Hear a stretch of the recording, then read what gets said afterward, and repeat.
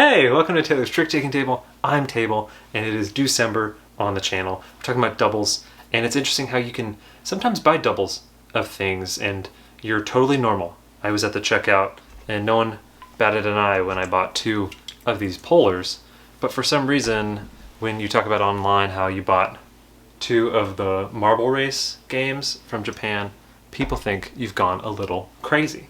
And it's kind of the topic for today.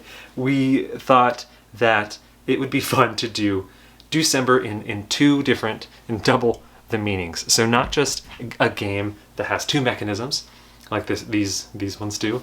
It's also a game that's been implemented twice, 2 different ways, by different publishers, but it's by the same designer. So the game has 2 different names, so Spy Tricks and Crime Hotel.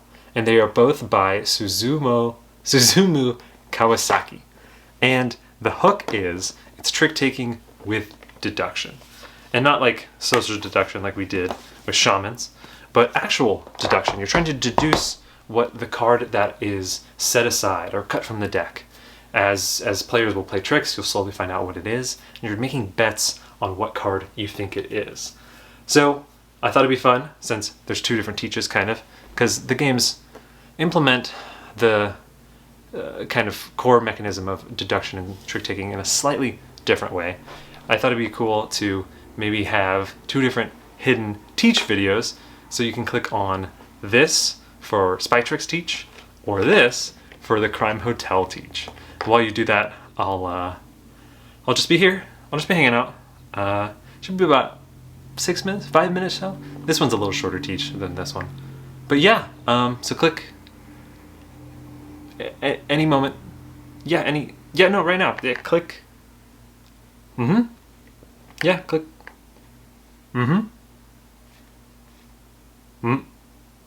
Okay. Yeah? Okay. Yeah, I think I clicked. What do we got? 5 minutes to spare? Yeah, I can just hang out. I'll crack one of these open. Man. What are you up to? Nothing? Just hanging out? Yeah. It's pretty late to hang out.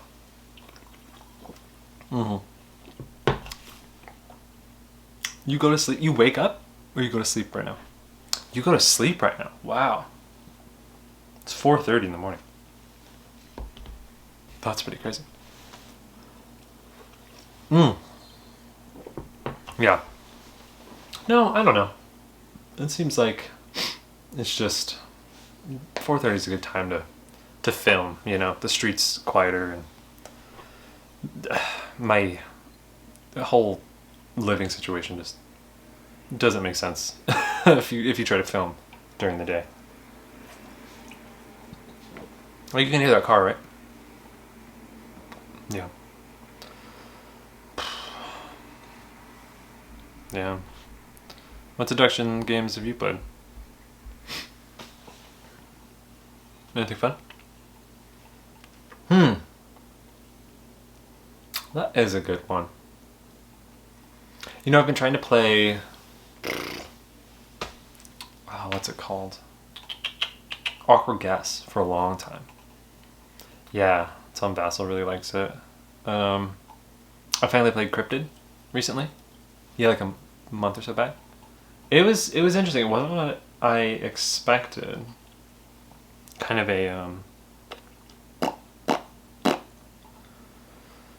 kind of an interesting take on deduction. I don't know, like I've played. I mean, I've obviously played like Clue or similar games where you slowly get clues as you play, but not like clues driven by the players as much as Cryptid is. I don't know if I'm even describing that right. No, it was interesting. I remember why it was a little strange. We played where one time we had like these player mats that could tell you what's already been guessed. so you could keep track a little easier. And so it kind of the game, I don't know, it took away the memory aspect of the game. It made it more pure deduction, but then it became, oh, the heater just turned on. I should turn that off before they come back. Sacrifice for the art, you know? Oh, I'll be cold if it means better audio, of course. Of course, yeah. They probably have like 2 more minutes. But yeah. No, it was interesting. There's kind of funny when deduction games kind of mix memory and, I mean, even memory and board gaming is a funny concept when the information's been out there. Like, what do you value memory for? It seems like a thing that some people can just have a bad memory, but that doesn't mean they should like lose a game for it, in a way. It's kind of a funny thing with, pop my knee. With trick taking is like, a lot of times people like playing a card, closing it, keeping the tricks they won face down as like as a thing to remember and keep track of, as opposed to face up, which is fine. Maybe it's just inherent in the genre. Yeah, I played some memory games. Do you remember that? I think the game is just called Memory. It's like a kid's game where, yeah, you were trying to match 2 pictures. I think I had like Sesame Street memory, and you'd flip over, like Elmo's face and then Bert and Ernie's face or something, and you have to remember where those were. So next time, if you flipped up Elmo's face, you knew where the first Elmo was, so you can flip it and get that pair. It was okay. It was okay. It's like I've. Oh, they're back. Okay. Oh, jeez.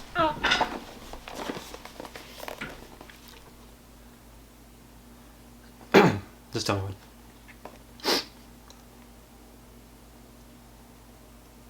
So that's how to play either Spy Tricks or Crime Hotel. As you can see, there's a little bit of differences there, but let's go to the final thoughts room to actually talk about it and maybe not only compare and contrast, but also talk about if it does deduction well.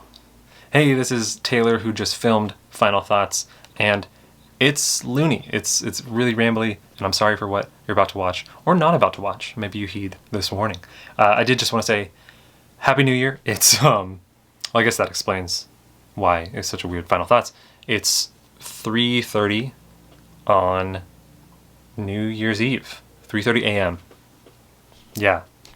Early in the morning, or late at night. Do you say early in the morning when it's that? When it's like 3:30, do you say early in the morning or late at night? Who knows? Anyway, that was a little taste of how crazy these Final Thoughts are. So, Happy New Year, and good luck, Taylor, in the future, who has to edit this. Bye.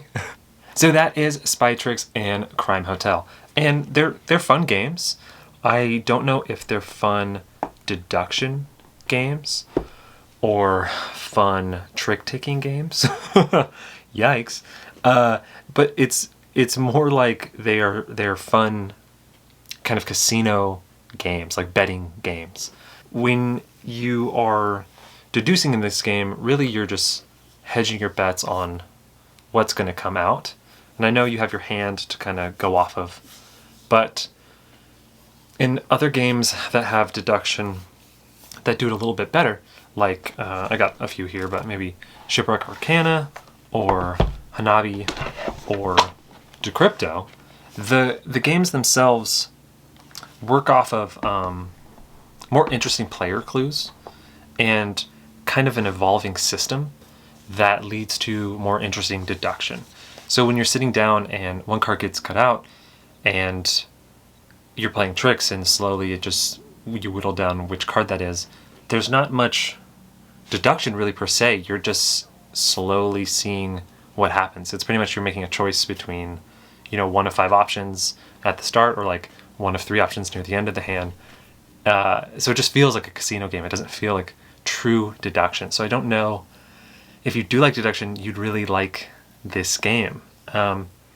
But let's get to the trick-taking part, I guess, right? So in both games, the trick-taking's pretty basic. I don't know if you would really ever come to this game for the trick-taking, but what I do think that it does pretty clever is whoever leads, whatever they choose to lead, is an interesting way to eke out more information. So, usually in these kind of types of deduction games, you might ask for a clue from someone, and they might try to maybe obfuscate what they know or not give you too much information. Kind of like Cryptid, where they're trying to give you as little as they can when they have to give information. What's cool about this one is it's follow suit, like must follow. So when you play a red, it's essentially asking like, what other reds are out there? Which is pretty cool because it does inform your bet. And the highest and lowest getting to make a guess is interesting because I like when trick-taking values both high and low cards. Other than that, though, it's pretty standard fare, and I don't know if, again, you would come for the trick-taking. And this really is kind of just like a game about hedging your bets and betting. So to the betting's point, I do think the betting's super fun. I like how there's 3 different ways you can bet. You can kind of double bet and hard bet and push your luck. I know there's people that I play with who definitely love to do that. So if you want to come for something that's a little gambly, a little high stakes, and allows for risk play, I think that is what this game really is. So I don't know if maybe it's an expectation thing, but I wouldn't quite call it the most deduction-y game. So after those kind of main things that are in both games, talking about what makes the two stand apart is a bit interesting. First off, like theme and production, I think Crime Hotel has a much better player board and look to it and feel. They have this like super nice cloth, that lays pretty flat as you play to the tricks and discover more of this murder mansion, Crime Hotel.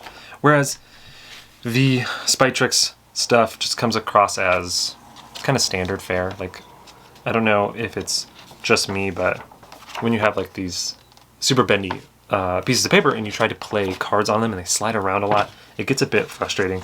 I had a friend who actually showed me something that I guess wargamers do, where they put plexiglass, I think. Sorry, that took me a long time to remember. There's probably a cut there. But you lay it over these pieces of paper and it lays it perfectly flat. So it kind of blew my mind. I want to use that for every time I play a game with a paper mat from now on. But other than that, I think, well, funny enough, they both have like the world's smallest cards, which are pretty annoying to shuffle and deal.